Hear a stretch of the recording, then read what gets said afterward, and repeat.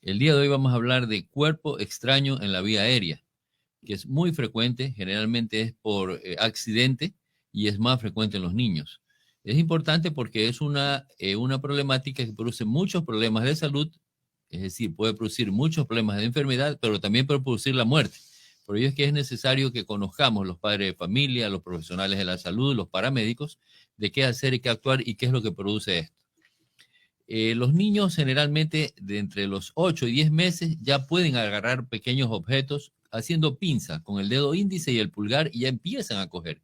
Y es de allí donde empieza ya el riesgo de aspirar algún objeto a las vías respiratorias o a las vías aéreas. La frecuencia más alta entonces va desde los 6 meses hasta los 3 años de edad, cuando accidentalmente pueden aspirarse cuerpos extraños a las vías aéreas. Ahora, ¿cuáles son estos cuerpos extraños? ¿Cuáles son estos objetos que pueden aspirarse? Pueden ser vegetales, como por ejemplo un pedacito de maní, un frijol, un canguil ya reventado, ¿no? Como llamamos una roseta de canguil. Puede ser una almendra, pueden ser trozos de frutas, esto en cuanto a vegetales. En cuanto a otros objetos, pueden ser, por ejemplo, pedazos de carne, incluso pedacitos de huesos de espina, huesos de pescado que pueden ser aspirados cuando se está alimentando. Puede también ser pequeñas tapitas de esfero. Los esferos Bic tienen una tapita en la punta. Eso es bien frecuente. Encontramos, son hallazgos al hacer la broncoscopía y se encuentran estos aparatitos que tapan los esferos Bic. Puede ser también botones, pueden ser hasta agujas, se encuentran agujas, aros pequeñitos, tornillos y juguetes pequeños. Por ello la importancia de las madres, de los niños desde los 6 meses, cuando ya se pinza, hasta los 3 4 años de edad, no poner al alcance de los niños juguetes pequeños, no dar juguetes pequeños porque estos pueden accidentalmente aspirarse y irse a las vías respiratorias. Entonces, cuando ya son aspirados estos objetos, ¿cuál es la localización más frecuente? Generalmente en la laringe y en la tráquea, como parte alta, y luego en los bronquios, sobre todo en el bronquio izquierdo, es donde más se Ahí se alojan. complica. Sí, ahí se complica, es donde más se alojan.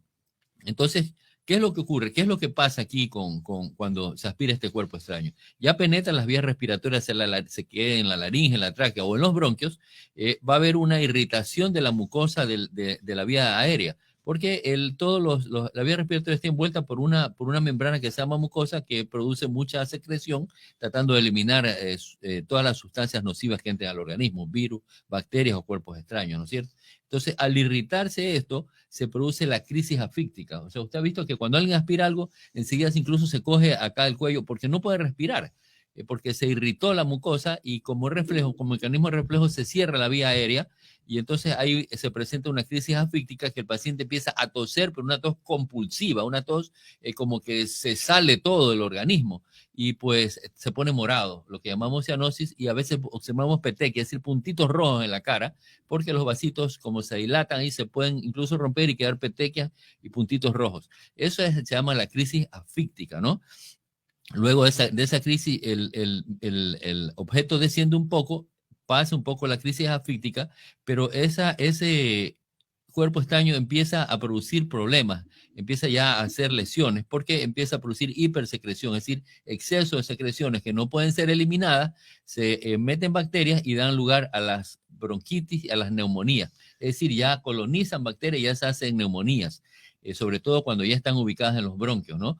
Entonces, esa es la forma de cómo pues, se presenta un cuerpo extraño cuando ingresa en las vías respiratorias.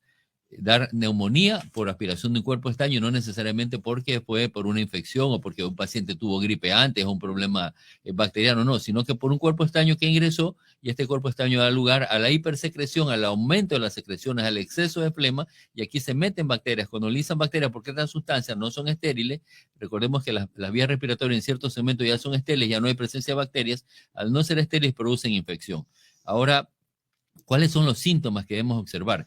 Cuando se quedan en la laringe y en la tráquea, en la parte alta, a más de la dificultad esta respiratoria que se presenta, la crisis asfíctica de que hablamos, es característica que ese paciente al respirar o al toser ronca, es como un estridor, y se observa como hay un tiraje en el tórax, en la parte superior.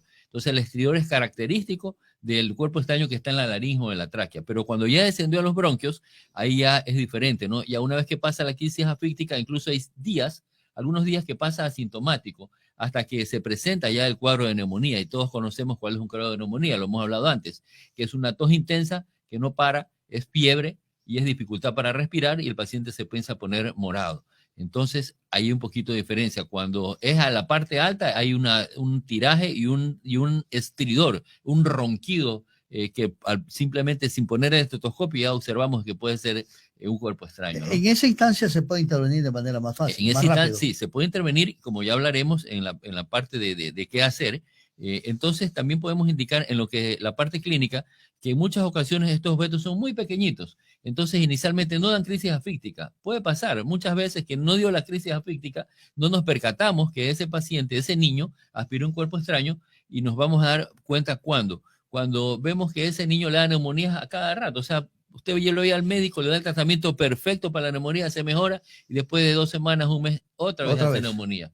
O cuando un paciente hace crisis de asma y empieza a sibilarle el pecho, a silbarle, y usted le hace el tratamiento correspondiente con las nebulizaciones, con todo lo necesario, pero al otro mes ya está otra vez con el asma. Entonces eso hace sospechar que puede haber algo allí, se hace una radiografía o un examen, una tomografía y vamos a encontrar el cuerpo extraño allí y ese es el causante del problema. Entonces, allí pues el tratamiento es diferente, ¿no? Ahí habría que proceder a aspirar ese cuerpo extraño. Generalmente estos pacientes tienen que llevar al especialista, al neumólogo que hace broncoscopías o un otorrino experto en sacar cuerpo extraño cuando el cuerpo extraño está alto, esto es bajo anestesia general.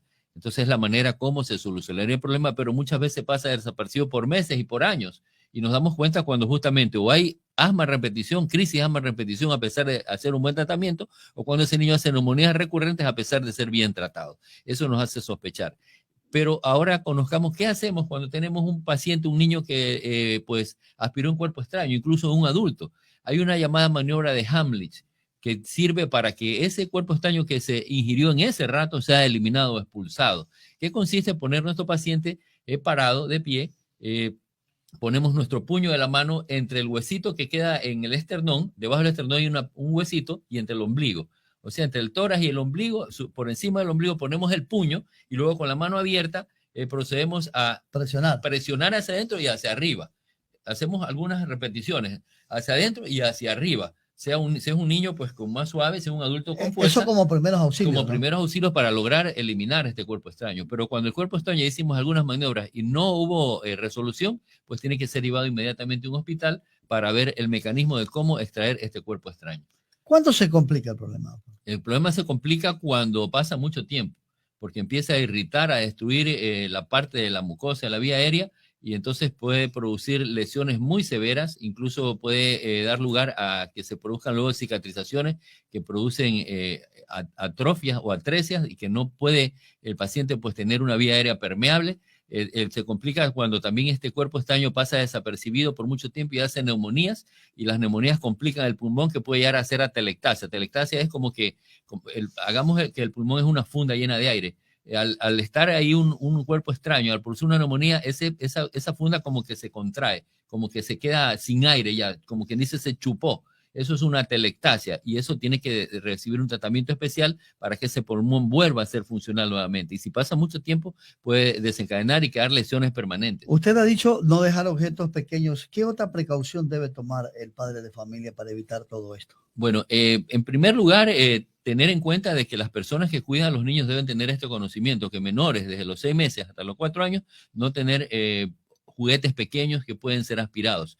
En segundo lugar, tener mucho cuidado de las cosas que utilizamos, por ejemplo, en la cocina, granos de maíz, frijoles, en otras sustancias como, por ejemplo, las tapitas de los esferos, agujas, pequeños anillitos. Todo esto hay que tenerle mucho cuidado y pues instruir mucho a las personas que lo cuidan, y también cuando están en guarderías, pues el personal debe estar bien capacitado para esto, y también saber hacer las maniobras de Heimlich para en caso de que presente alguna emergencia. Y hay también otras cosas, pues los niños todos, depende de su edad, el tipo de alimentación. A un niño pequeño no le vamos a intentar dar pescado, ¿no? Porque pueda aspirar una espina, un huesito de pescado y producir este tipo de problemas. Pedazos de carne, cuando él todavía no tiene la capacidad de masticar bien o de glutir, tampoco podemos usar alimentos sólidos que pueden irse hacia las vías respiratorias. Esa sería la forma de cómo prevenir, ¿no? Tener educada a nuestra gente, a las personas que están cuidando a los niños en las guarderías, saber hacer la maniobra de Heimlich en caso de que se presente alguna asfixia, de pronto puede salvar vidas incluso, y pues esa recomendación especial. Doctor, ¿esos objetos pueden ingresar por la boca o por la nariz? Bueno, generalmente es por la boca, pero Ya. puede ser por la nariz si fuera muy pequeño. Generalmente los cuerpos extraños nasales se quedan en la vía nasal y ahí también Ahí pues, llega, ¿no? es difícil sacarlo, porque generalmente son niños pequeños que se van a mover y usted al poner la pinza para retirar cuerpos extraños, al movimiento va lesionando la mucosa y produce grandes sangrados. Entonces estos cuerpos extraños en las fosas nasales generalmente hay que dormirlos. O hay algunas maniobras para hacerlo eliminar, pero cuando está muy adentro, pues lo que va a ocurrir es que haya que ponerle una anestesia para que bajo sedación pueda ser eliminado ese cuerpo extraño y no se produzca alguna lesión posterior o un trauma posterior al tratar de hacerlo con el niño despierto, porque ese niño es muy inquieto, se va a mover mucho y no va a ser fácil. Es bien frecuente, por ejemplo, en las fosas nasales observar justamente esto, ¿no? Pedacitos de frijol, pedacitos de borradores, de borradores de lápices, podemos encontrar hasta piedras, hemos observado, accidentalmente se han metido piedrecitas en las fosas nasales, y la particularidad que cuando es una sustancia vegetal, como por ejemplo un grano de frijol, de maíz, al estar en contacto con la mucosa respiratoria, que es húmeda y que tiene bastante aireación, ese vegetal va a crecer. Y ese es el problema, ¿no? Cuando nosotros no hemos encontrado, cuando no sospechamos que se trate de eso, ese vegetal que está ahí adentro empieza a crecer y va a producir más problemas, porque va a haber humedad y eso va a dar lugar a que el vegetal vaya aumentando, vaya pues desarrollando. Doctor, pero ¿qué ocurre cuando, incluso con el niño y también con el adulto, está ingiriendo los alimentos y se engalilla, decimos normalmente? ¿Qué ocurre ahí? ¿Es una cosa similar? ¿También se va un objeto extraño? Bueno, ahí lo que ocurre es que nosotros tenemos una parte del organismo que se llama glotis. Como una llavecita de paso. Exacto, es como una valvulita que cuando nosotros comemos cierra las vías respiratorias para que los alimentos vayan por el esófago o el estómago. Entonces, en algunas ocasiones, esa valvulita no cerró oportunamente por alguna causa, porque el niño come muy rápido, entonces, y puede pasar el contenido hacia las vías respiratorias. Entonces, eso es ese ahogo que se presenta, que se atragantó el niño, pero es pasajero, ¿no? Porque de pronto a lo mejor fue un líquido muy leve, pero si pasa un sólido puede ocurrir lo que decimos, una asfixia por aspiración de un cuerpo extraño. En este caso sería el resto de alimentos, que puede producir lo que usted indica, ¿no? Eso suele pasar, es bien frecuente, pero generalmente es pasajero. Pues cuando llega por ejemplo, pedazos de carne, como hablamos la carne, pedazos de fruta, a meterse a las vías respiratorias, ahí pasa aquello que se llama la aspiración de cuerpos extraños y viene la crisis asfíctica con todo lo que hemos indicado y que eso amerita pues ser extraído ya sea por un otorrino y si es más abajo, por un neumólogo que haga broncoscopía con un aparato especial, con un broncoscopio para aspirar ese cuerpo extraño. Cuando está ahí ya es difícil porque incluso podría a ratos ya complicarse y dañar el órgano. Por supuesto, cuando ya bajó a bronquios, eso hay que extraerlo bajo broncoscopía y pues cuando no se detecta a tiempo, ya le digo, produce la telectasia empieza a dañar los pulmones y puede dar lugar a que cuando ya retiremos o podamos realizar el tratamiento definitivo, que es la aspiración del cuerpo extraño, ya ese pulmón quedó con una lesión y son secuelas permanentes. Doctor, entonces, si el padre de familia sospecha de que el hijo algo se ha ingerido o algo tiene o algo raro, inmediatamente lo que se recomienda es ir a profesional. Inmediatamente buscar ayuda profesional. Y cuando tiene un niño asmático que está teniendo crisis de asma muy frecuentes, a pesar de que le ha hecho el tratamiento correspondiente, que ha ido al médico, hay que sospechar en que pueda ser un cuerpo extraño que esté produciendo esas crisis de asma y empieza a silbar y a sibilar como si fuera una crisis de asma, pero es el cuerpo extraño que produce una reacción ahí en la mucosa de esas vías respiratorias. De igual manera, cuando hace neumonía a repetición, a pesar de que va al médico y le da el tratamiento correspondiente, también hay que pensar que se pueda tratar de un cuerpo extraño en las vías aéreas, se diagnostica haciendo una buena radiografía y podemos observar el cuerpo extraño, aunque a veces hay cuerpos extraños tan pequeñitos o su consistencia no sale en las radiografías. Cuando es, por ejemplo, a veces un vegetal, de pronto no se va a observar bien, entonces ahí se necesita otro examen que puede ser una tomografía del árbol respiratorio para encontrar este cuerpo extraño y luego proceder al tratamiento definitivo. En muchas ocasiones nosotros hemos tenido pacientes con aspiración de estos cuerpos extraños y nos ha tocado derivarlos a otras ciudades.